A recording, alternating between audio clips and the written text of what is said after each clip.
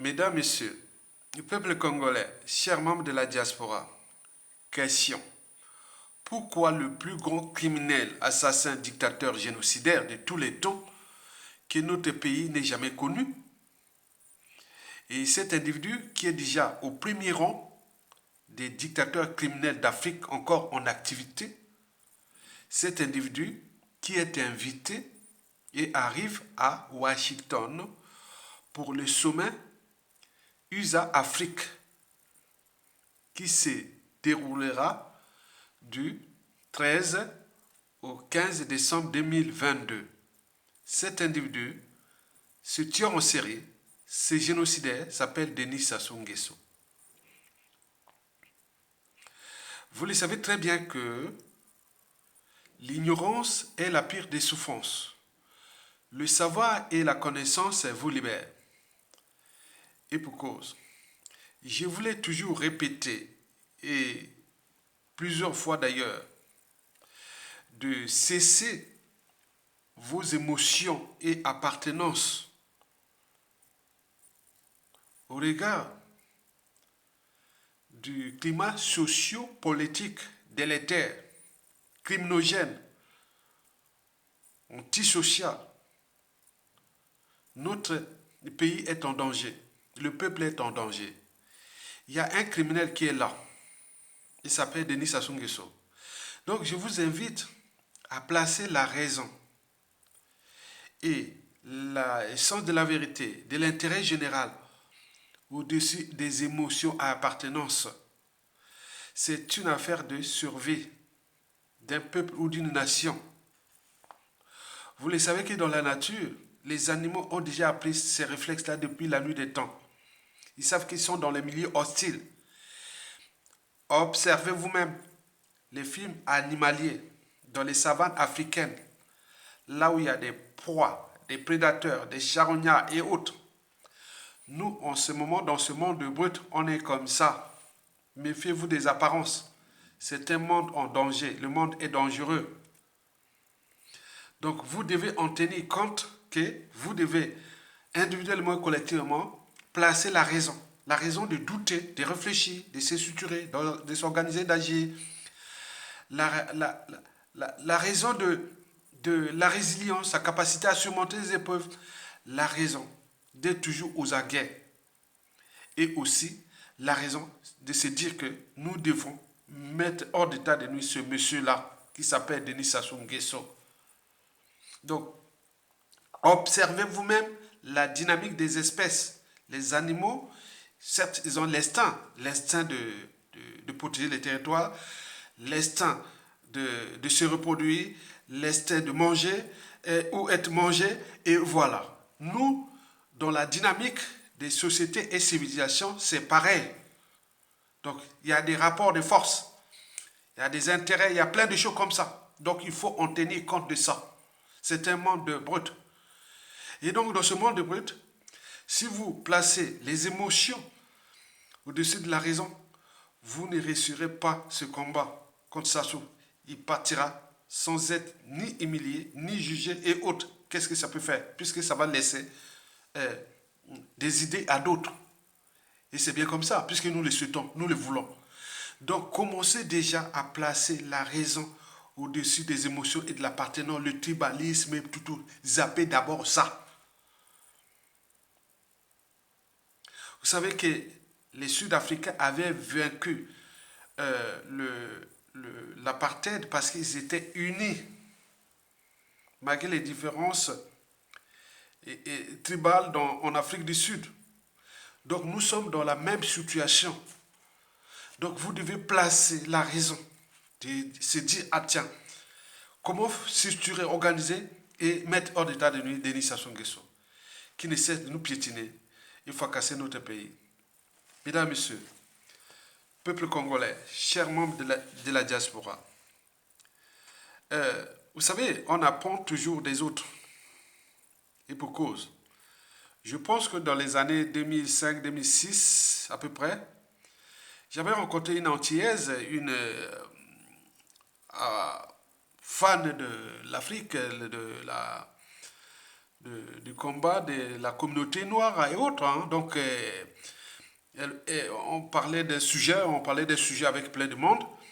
Et après, bon, ben, elle avait mis cette idée-là et je l'avais même appréciée, hein. J'ai apprécié cette idée-là qu'il avait mise. Cette idée, wow, je n'y pensais même pas dans la tête. Il avait dit, peut-être c'est connu ici, hein, donc moi je vais dire il y a des années de France, mais c'est connu ici, il avait dit ceci. Voilà, voici ce qu'il m'avait dit. Vous savez que dans ce monde brut, si tu es blanc, tout va bien. Si tu es brun, tiens-toi bien. Et si tu es noir, va te faire voir. Je le répète, je répète. Si tu es blanc, tout va bien. Si tu es brun, tiens-toi bien. Et si tu es noir, va te faire voir.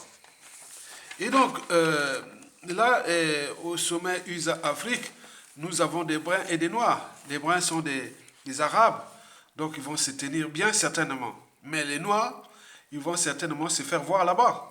On est bien d'accord? Ben oui. Donc, c'est ça la signification de cette pensée.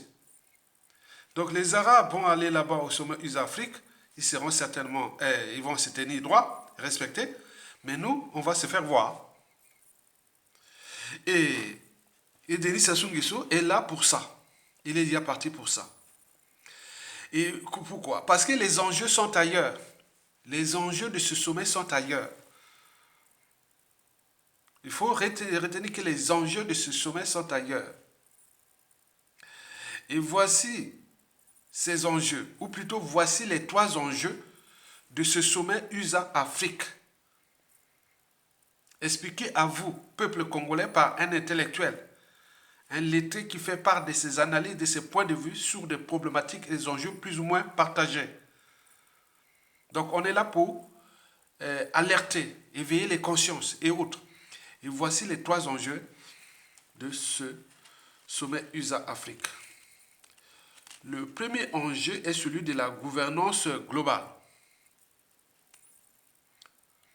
qui certainement est dans la continuité de l'ordre mondial, qui a commencé déjà avec le partage de l'Afrique en 1884-85, la conférence de Berlin, puis arrivé à la deuxième ordre mondiale, à la fin de la Seconde Guerre mondiale, et l'avènement de la France-Afrique, c'était en 1945-46. Et cet ordre mondial fut périmé à la fin du mur de Berlin en 1989.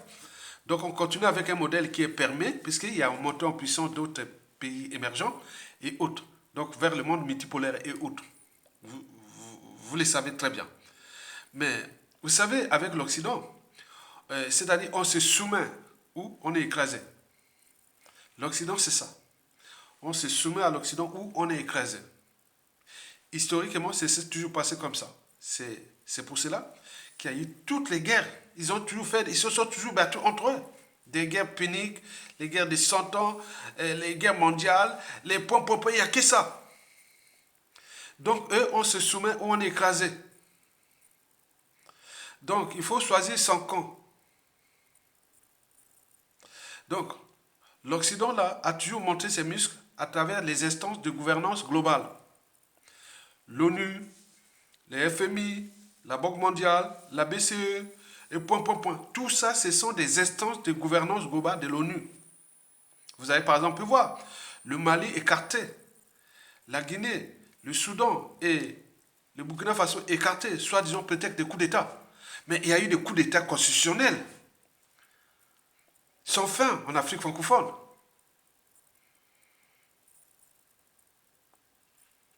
Denis Sassou Nguesso, c'est un putschiste.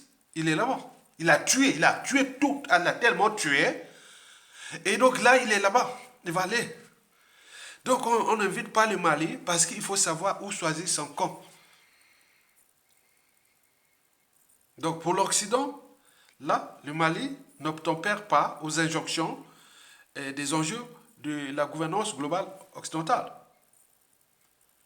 Donc il faut avoir une part de philosophie en comprenant ces choses-là, qu'ils appellent la réelle politique. La géopolitique, la géostratégie, c'est ça.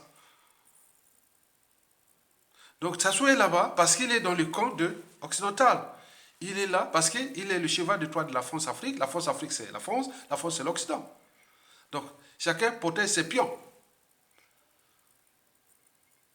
Le Burkina Faso, le Mali, la Guinée-Conakry et le Burkina Faso ne sont plus les pions des Occidentaux. Ils pensent comme ça. Par conséquent, ils sont exclus. On n'invite pas ses ennemis. On combat ses ennemis. C'est ça. Donc Sassou Nguesso, malgré le mal qu'il fait à nous, peuple congolais, il est invité parce que il est là dans le corps de la France, la Fox Afrique et autres. Donc, il est sous la tutelle de la France. Donc, nous, le problème, c'est nous-mêmes ou la France. C'est pas Sassou. C'est nous qui décidons de le dégager ou la France. C'est qui ça? On n'a pas de choix. Donc, les enjeux de gouvernance globale. Donc, le big bozzer de l'Occident, c'est les Américains. Ce sont les Américains. Donc, vous imaginez. On est bien d'accord? Donc, vous devez en tenir compte de cette gouvernance globale et qu'il y a des instances qui sont là. Et ces gens-là, les dirigeants africains qui vont là-bas, parce qu'ils ont peur aussi de ces instances de gouvernance globale. On peut vous mettre des résolutions, on peut vous mettre des sanctions, on peut faire ça, vous êtes foutus. Donc, ils sont obligés de se soumettre. On se soumet ou on est écrasé. Mais l'Afrique est balkanisée. Il y a le côté occidental, le côté aujourd'hui eurasien, dans la Russie, mais c'est un processus. Et donc l'Occident a peur. Donc ils ont bien venu montrer les muscles à ces gens-là que, bon, nous avons des instances de gouvernance globale, et donc les banques, les armées, les points, donc voilà, donc, venez avec nous. Si vous ne venez pas avec nous, vous êtes foutus. Et donc les gens-là sont obligés de se soumettre, même s'ils boudent. Qu'est-ce que ça peut faire? Beaucoup n'ont pas été élus. Ils sont là pour la conservation de leurs pouvoirs ou de leurs intérêts et privilèges. On est bien d'accord? Très bien. Le deuxième et avant-dernier enjeu de cette invitation de Sassou Nguesso ou de ce sommet USA-Afrique, cet enjeu est lié aux matières premières dont dispose notre continent. Vous avez dû parler qu'ils vont envoyer et faire l'exploitation de la Lune. Or, pour aller dans la Lune, il faut 6 mois. Moi, je ne sais pas quelle quantité de matière première il pourra aller prendre là-bas sur la Lune et ramener. Et comment va être avec les conditions? C'est fou, hein, les Occidentaux. Bon, là, ils ont cherché à aller vers les profondeurs des mers pour surtout les nodules submétalliques et qu'on appelle les terres rares, hein, concentration de minéraux, tout ça. Bon, voilà. Donc, on le sait, les pays qui ont des matières premières, et dont le continent, c'est l'Afrique. Le premier fournisseur de matières premières nécessaires aux technologies civiles, militaires et aérospatiales, c'est notre continent. Donc on est là, l'enjeu est le contrôle des matières premières. Au regard des pressions exercées par la Chine en Afrique, donc c'est une guerre géopolitique et géostratégique entre l'Eurasie et l'Inde. Donc les États-Unis invitent l'Afrique, venez avec nous, parce que nous avions certaines valeurs et qu'ils n'ont pas. Et donc, je vais vous en parler dans le troisième enjeu. Donc, pour ces enjeux-là, c'est l'enjeu des matières premières. Il n'y a rien à faire. Et nous devons savoir que là, avec les matières premières dont nous disposons, nous, on ne s'en sortira pas. Tant qu'on se structure, on s'organise, on n'agit pas ensemble, on sera fracassé, comme cela dure depuis 1884. Donc, il faut en tenir compte de cette réalité historique et de ce deuxième enjeu qui est le contrôle des matières premières. Et enfin, le troisième et dernier enjeu est celui de la civilisation, hein, ce qu'ils appellent civilisé. Bon, vous savez, l'Occident a toujours vendu à l'Afrique, au monde entier, qu'ils ont des valeurs. Les valeurs occidentales qu'on cite partout, c'est quoi? Le respect des libertés fondamentales, des droits fondamentaux, de la souveraineté des peuples, la démocratie et du libre commerce. Mais là, bon, ben, vous savez, toute œuvre humaine est perspective, donc ça peut évoluer. Mais cependant, au regard des intérêts occidentaux, ces valeurs sont caduques maintenant aujourd'hui en Afrique. On en voit, et surtout en particulier dans la zone France-Afrique, ce qu'ils appellent la réelle politique, la géopolitique, la géostratégie, la flexibilité. Par exemple, les présidents Joe Biden, tout ce monde les sait que Sassou c'est un criminel. Ils savent très bien que Sassou est un criminel. C'est l'Hitler de l'Afrique. En ce moment, l'Hitler d'Afrique encore en activité, c'est Sassou Nguesso. Mais pourtant, est-ce que les Américains, les Occidentaux et autres pouvaient inviter Hitler, venir à tous les sommets comme ça, autant, voilà. Donc, vous imaginez, on peut en multiplier des exemples, mais pourquoi on n'a pas invité Poutine, soit disons Poutine, et voilà. Pourquoi on a fait beaucoup de choses entre Européens aussi. Donc, il y a deux poids, deux mesures là. Donc, si nous, on ne prend pas notre responsabilité de peuple, au regard de ces intérêts-là et de ces rapports de force-là, Sassou va nous pétiner jusqu'à la fin. Sassou est invité là-bas parce que il est sous la tutelle de la France-Afrique. La France-Afrique, c'est la France. La France, c'est l'Occident. Donc, les États-Unis sont en train de défendre quelque part leurs propres intérêts, mais également les intérêts occidentaux. Donc, nous devons en tenir compte de cette réalité. Que si nous ne prenons pas notre responsabilité au niveau civil, politique et militaire, qu'est-ce que ça peut faire? Ça va continuer à nous tuer, massacrer. Voilà, on ferme les yeux. Il arrive là-bas en toute arrogance. Et rébellion d'ailleurs. Il va venir le président, le papa, il est allé. Oui, après avoir massacré autant d'humains. Le capital déjà qui est déjà validé, c'est plus de 400 000 morts. Mais on peut arriver jusqu'à 801 millions de morts. Il est là. Qu'est-ce que c'est le monde? Le monde, c'est un monde des intérêts. Les Occidentaux, tant que Sassou ne nuit pas à leur image, gravement à l'image des Occidentaux, ou les intérêts des Occidentaux, il est là. C'est un monde de rapport de force. Donc nous pouvons pleurer, râler, se diviser entre nous, haïr et autres. Qu'est-ce que ça peut faire? Je vous explique, nous sommes dans la situation des camps de concentration. Vous imaginez que pendant la Seconde Guerre mondiale, quand on avait mis les Juifs dans la Shoah, ils avaient le même destin, le même sort. Ils étaient dans des camps de concentration. Ils savent qu'aujourd'hui, tu vas mourir. Donc ils se trahissaient entre eux. Dans le camp, tous, ils allaient mourir. Hein. Tous les Juifs là, qui étaient dans les champs bagages, ils allaient dans le camp, ils allaient mourir. Mais entre eux, ils se trahissaient. Ils se pointent tout. C'est l'humanité. C'est le vivant. Il est comme ça. Donc nous sommes en train de se diviser, nord, sud, est, ouest, et faut te trahir, autre. Qu'est-ce que ça peut? Nous sommes dans la situation de camp de concentration. Donc nous sommes en train de se diviser. Regardez, observez vous-même. J'ai voulu même mettre une vidéo sur cette problématique des gens qui étaient dans le camp de concentration. Ils étaient en train de goulag, ils sont en train de se diviser, de se battre, comme dans certaines prisons. Ils ont mis même des hiérarchies. Donc les faibles, les durs, les voilà. Donc c'est comme ça, nous sommes maintenant comme ça. Parce que notre sort est scellé par l'inertie, par cette incapacité à prendre les responsabilités de dégager Sassou Nguesso. Et trouver même un patriote qui peut prendre la charge du pays. Mais on est là en train de se plaindre. Mais lui, il va partir certainement comme un être mortel, sans être jugé ni condamné, sans être humilié. Sassou est là. Tant que c'est eux, c'est ici, c'est les Occidentaux ou la France avec autres, ils vont se décider, bon, écoutez, ce monsieur-là commence à nuire gravement à l'image de l'Occident, même si on l'a invité, voilà, c'est trop, et comme vous voyez l'histoire de Valéry Giscard d'Estaing avec Bokassa. C'était l'histoire des diamants et autres. Bon, Bokassa dit, Giscard d'Estaing avait dit, ah, bon, ben, ça commence à bien faire, bon, il a fait le coup d'État.